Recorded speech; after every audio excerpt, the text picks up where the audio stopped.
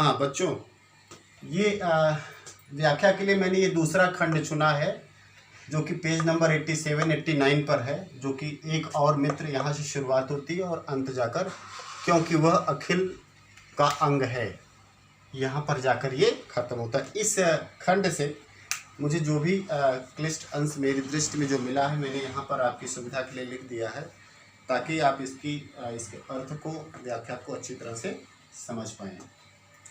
पहला, बाजार में एक जादू है। जब जेब भरी हो और मन खाली हो, तब इस जादू का असर खूब होता है। बच्चों, जादू की तुलना बाजार से कवि कर रहा है। जादू किसे कहते हैं? अगर इस पर थोड़ा गौर करेंगे कि जादू में जो इनपुट होता है और जो आउटपुट होता है, दोनों में कोई साम्य नहीं होता है। कि मतलब जादूगर हाथ में एक छड़ी लेता है और घुमाता है और वो छड़ी कबूतर बन जाता है। मतलब जो इनपुट है वो छड़ी है और आउटपुट है वो कबूतर है।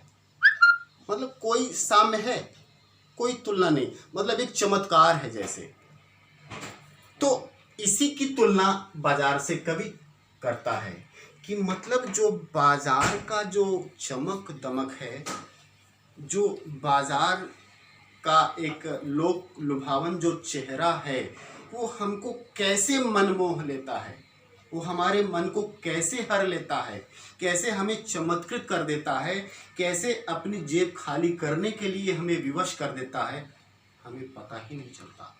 जैसे बाजार ने हमारे ऊपर जादू कर दिया, मतलब मेरे मन को, मेरे मस्तिष्क को, मेरी भावनाओं को, सबको उसने जो है छीन लिया।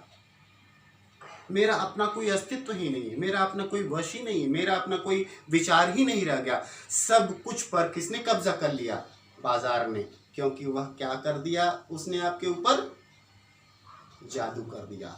जादू, जिस प्रकार से जादू का कारण पता नहीं होता है, उसी प्रकार से बाजार ने आपके मन को क्यों हर लिया, आपके अंदर आप लोभ को कैसे पैदा कर दिया, इसका भी कारण आपको पता नहीं चलता। इसीलिए कवि ने इस बाजार को एक जादू की तरह माना है और यह जादू नकारात्मक है। यह आपकी जो सकारात्मक प्रवृत्तियां हैं उन पर अंकुश लगाने वाला है।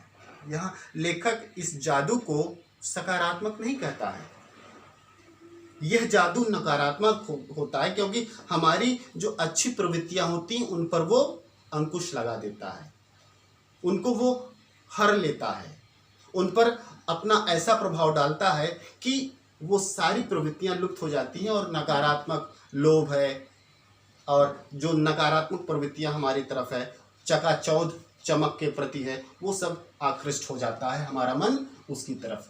और यह जादू कब काम करता है? जब जेब भरी हो और मन खाली हो, अर्थात आपके पास पर्स में खूब ढेर सारे पैसे हों और जेब भरी है, मतलब आपके पास खूब ढेर सारे पैसे हैं और मन खाली हो। ये बहुत ज़रूरी है कि ये जादू तभी काम करता है। अर्थात आपको ये कोई निश्चित नहीं है कि आपकी ज़िंदगी की ज़रूरत क्या है।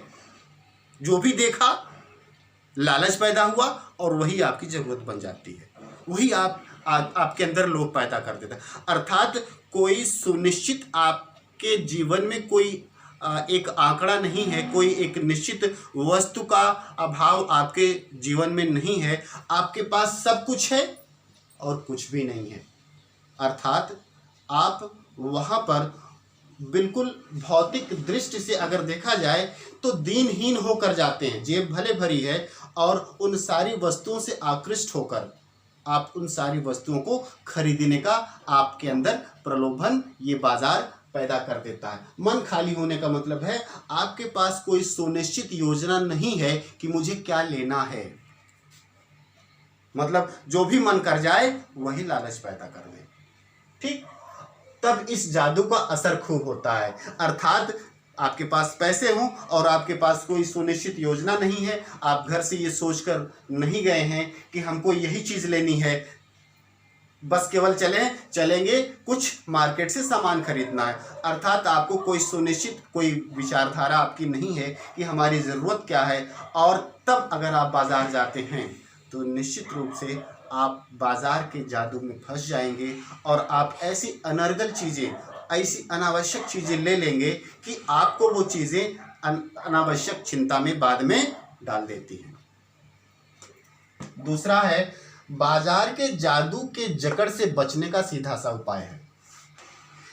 यहाँ जो लेखक है जो ऊपर जादू की बात करता है, इस नकारात्मक जादू से बचने का उपाय बता रहा है। कहता है कि जब बाजार जाओ तो मन खाली ना हो।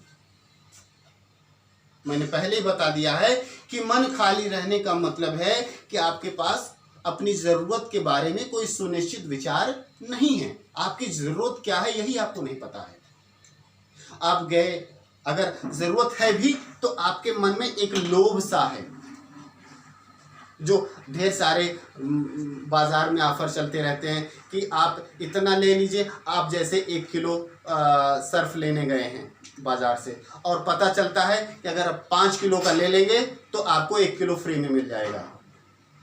तो एक लालच पैदा होता है ना, यार 5 किलो ले लो तो 1 किलो फ्री में मिल जाएगा। तो ये बाजार का ये जो नकारात्मक भाव है, अर्थात गए थे 1 किलो और लेके आए 6 किलो, मतलब 5 किलो का पैसा तो पे किया, ये अलग बात है कि आपको 1 किलो फ्री में मिल गया, लेकिन आपके लिए जो जरूरत की चीज थी वो 1 किलो ही थी, लेकिन अनावश्यक रूप से 5 किलो का आपने पे किया और 5 किलो अनावश्यक रूप से उठा लाए। ये अनावश्यक रूप से आपके लिए आपके बजट को बिगाड़ सकता है और बाद में ये आपके बजट को दुरुस्त करने के लिए आपको ढेर सारे जतन करने पड़ते हैं। तो यहाँ पे लेखक कहना चाहता है कि जब बाजार जाओ तो आपके मन में एक सुनिश्चित विचार हो, आपकी ज़रूरत बिल्कुल क्लियर हो, एकदम स्पष्ट हो कि आपको इतना ही लेना है और यही लेना है। और अगर आप इस विचारधारा के साथ बाजार जाते हैं तो निश्चित रूप से इस बाजार के जादू से आप बच जाएंगे। ये बाजार का जो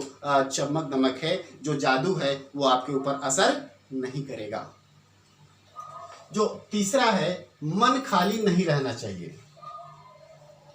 इसका मतलब यह नहीं कि मन बंद हो जाना चाहिए। लेखक यहाँ कहना चाहता है कि मन खाली होना, लगभग सब में ये बात आई है कि मन खाली नहीं रहना चाहिए, अर्थात आपके मन में एक सुनिश्चित अपनी ज़रूरत का एक आकार हो, एक विचार हो, आपके मन में एक अपनी ज़रूरत के बारे में अच्छी तरह से जानकारी हो।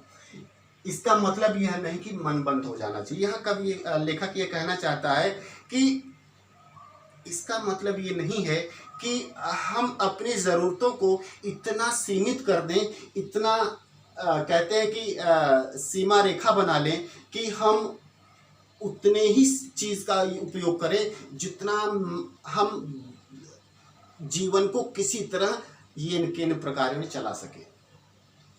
इसका मतलब ये नहीं है। इसका मतलब लेखक की दृष्टि में ये है कि आपकी एक सुनिश्चित इनकम हो, उस सुनिश्चित इनकम के हिसाब से आपका बजट हो और जो बजट जिस मद में जितना हो उतना आप खर्च करें। अगर आपकी हैसियत साइकिल से चलने की है तो साइकिल से चलिए, अगर आपकी हैसियत बाइक से चलने की है तो बाइक से चलिए, और कार से चलने की है तो कार से चलिए।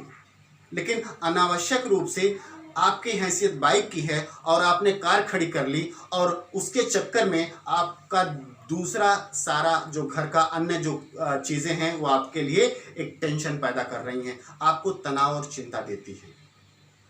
यहाँ मन बंद होने का मतलब है कि आपको दीन दुनिया से मुंह नहीं मोड़ना है। आपको अपनी ज़रूरत के जो हिसाब से आपको अपनी ज़िंदगी चलानी है, वो ज़रूरत किससे निर्धारित होगी? आपकी आय से। और आपकी आय कैसी हो? वो गलत तरीके की ना हो। आपकी जो भी अच्छी साधन से, सुनिश्चित तरीकों से जो आप आय करते हैं, उस आय को आप अपने सुविधाओं पर, अपने खर्चे पर, अपनी ज़रूरतों पर आप खर्च करने को स्वतंत्र हैं। इसी को लेखक कह रहा है कि जो बंद हो जाएगा वह शून्य हो जाएगा। क्योंकि अगर आपके पास पैसे हैं, अच्छे साधन से कमाए हुए, और आप अपने इस मन को बंद कर लेते हैं, इसका मतलब है कि आप योगी और सन्यासी हो गए।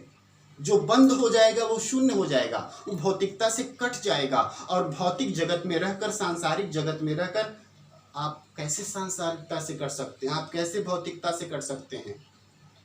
दूसरों की नज़र में आप क्या कहें, किस नज़र से देखे जाएंगे। आपके पास पैसे तो बहुत हैं, लेकिन आपका मन बंद है, अर्थात बाजार को आप एक ऐसा प्लेस मानते हैं, एक ऐसा स्थान मानते हैं जो हमेशा ही नकारात्मक है। नहीं, नकारात्मक नहीं है, वो सकारात्मक है, बशर्ते कि वो आप अपनी आय के हिसाब से अपनी ज़रूरतों का एक सुनिश्चित निर्धारण करें, और उस सुनिश्चित निर्धारण के हिसाब से आप उस बाजार का उपयोग करें, न कि बाजार की चमक दमक और जादू के आधार पर आप बाजार को अपने जीवन में हस्तक्षेप करने दें। यही इस पूरे व्याख्या अंश के माध्यम से लेखक कहना चाहता है।